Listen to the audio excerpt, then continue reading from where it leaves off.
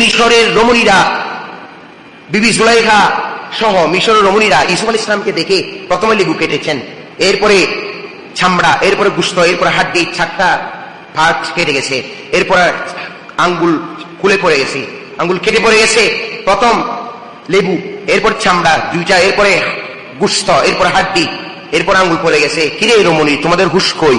তখন তারা বলছে, আমি তো ইউসুফ আলাইহিস সালামকে দেখে আছি, আমরা তো ইউসুফ আলাইহিস সালামের সৌন্দর্যের মধ্যে বিভোর হয়ে গেছি। কোরআন বলছে ওয়াকাত্তানা আইদিয়াহুন্না, হে জুলাইখার সঙ্গীরা, হে মিশরের রমণীরা, তোমাদের হুশ কোথায় চলে গেছে?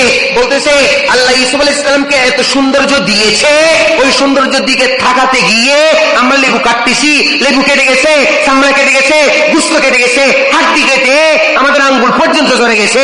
ইউসুফ আলাইহিস সালামের চেহারা থেকে এক নজর সরে নেই, ওই ইউসুফ আলাইহিস সালামের চেহারা থেকে আমাদের হুশ হয়রান হয়ে গেছে। এরপরে আসুন, ওদের হুশ চলে গেছে মিশরের রমণীদের। এরপরে ওইদিকে আসুন আসিয়া আলাইহিস সালাম, যে সময় ফেরাউনের সৈন্যরা তিনাকে হাত পা বেঁধে দিয়ে হাড্ডিতে কি মারতেছে, প্যারাক মারতেছে, প্যারাক যখন মেরে দিচ্ছে হাতে পাইয়ে, তখন ওইদিকে আসিয়া মুস্কি মুস্কি হাসতেছে, ওইদিকে ফেরাউনের সৈন্যরা হাড্ডির মধ্যে, পায়ের মধ্যে প্যারাক মেরে মেরে চৌচির চৌচির করে দিয়েছে, তারা জজরা জজরা করে ফেলেছে, ফাঁস বের হয়ে যাচ্ছে, মগজ বের হয়ে যাচ্ছে। কিরে আসিয়া, তুমি হাসো কেন?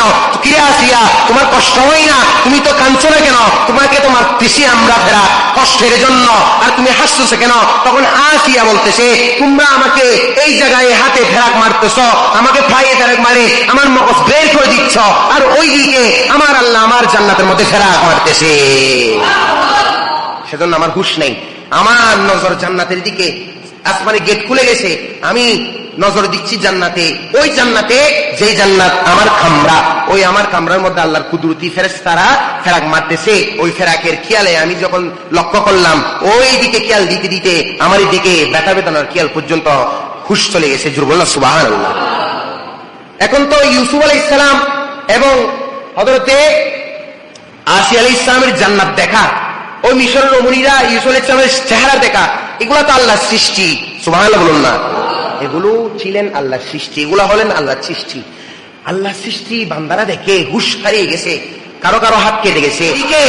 যে সময় মুসলিম ইবনে আকিলের 2 সন্তানকে যখন কুরবানি করছেন, জবাই করে দিচ্ছেন, ওইদিকে আল্লাহ ডাক দিয়ে ফেরেশতাদেরকে বলছেন, হারেস জবাই করে দিচ্ছে মুসলিম ইবনে আকিলের 2 সন্তানকে, ইব্রাহিম এবং মোহাম্মদকে, হে ফেরেশতারা, তোমরা আসমানের 7টা গেট খুলে দাও, আমি সরাসরি আল্লাহ লামাকান থেকে আমি নিজে 2 সন্তানকে দিদার দিব,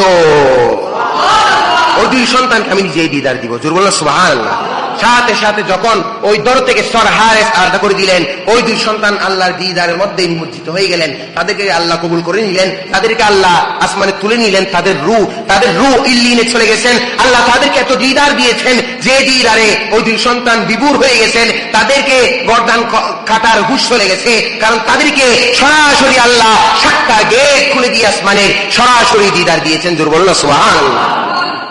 ওই সময় হারেস ওই 2 কল্লাটা নিয়ে ইবনে জিয়াদের কাছে গেছে, মাথা মুবারক নিয়ে বলতেছে, হে ইবনে জিয়াদ, দেখো আমি মুসলিম নাকিলের 2 সন্তানকে তোমার কাছে সুপর্দ করেছি, তুমি আমাকে কি করো, পুরস্কার দাও। তখন বলতেছে, এখন আমি ইয়াজিদকে কি মুখ দেখাবো? ইয়াজিদ তো বলেছে মুসলিম নাকিলের 2 সন্তানকে নিয়ে আমাকে তাকে দিতে, কিন্তু তুমি তো তাদেরকে মেরে ফেলেছ, তুমি তো তাদেরকে জবাই করে মাথায় নিচ্ছ, তুমি যাও, তুমি গিয়ে তাদের দর্শন নিয়ে আসো, তাদের দর্শন তাদের শরীর সহ নিয়ে আমার কাছে নিয়ে আসো।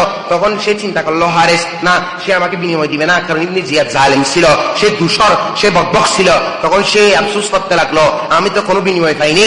শেষ পর্যায়ে হারেস ওই কল্লা 2টা ফুরাত নদীতে কি করেছে, ফেলে দিয়েছে। সাথে সাথে ফুরাত নদী থেকে, ওই ফুরাত নদীর মাঝখান থেকে 2 জন সন্তানের দর মুবারক এসে মাথা মুবারক সর মুবারক সাথে লেগে গিয়ে কুফার ইমানদাররা তাদেরকে দাফন করেছেন। সুবহানাল্লাহ বলুন না। আল্লাহর কুদরতি ব্যবস্থাপনায় মাথা মুবারকের সাথে দর মুবারক লেগে গিয়েছেন। ওই 2 সন্তানের কুরবানি আল্লাহ কবুল করে নিয়েছেন। ওই 2 সন্তানের নিষ্পাপ কুরবানি, যে তারা নবীর পরিবারের ফুল ছিলেন, তাদেরকে জালেমরা এভাবে ছিঁড়ে ফেলেছিলেন, ওই 2 সন্তানের কুরবানি আজ ইসলামকে জিন্দা করেছেন। সুবহানাল্লাহ। শানহু এই শাহাদাতের মকাম যাকে তাকে দেন না। শাহাদাতের মকাম অনেক উঁচু মকাম, যেটা হাসিল করার জন্য আল্লাহর কাছে কবুল হতে হয়। সে কারণে আল্লাহ পাক জাল্লা শানহু যে তাদেরকে শাহাদাতের মকাম দিয়েছেন, ওই মকাম তাদেরকেও দিয়েছেন যারা তাদেরকে মহব্বত করে, তাদের স্মরণ যারা করে, তাদেরকে ওই শাহাদাতের মকাম পর্যন্ত দিয়েছেন। জোর বলুন না সুবহানাল্লাহ। আল্লাহ আমাদেরকে শাহাদাতের মকাম হাসিল করার তৌফিক দিন, সকলে বলুন আমিন।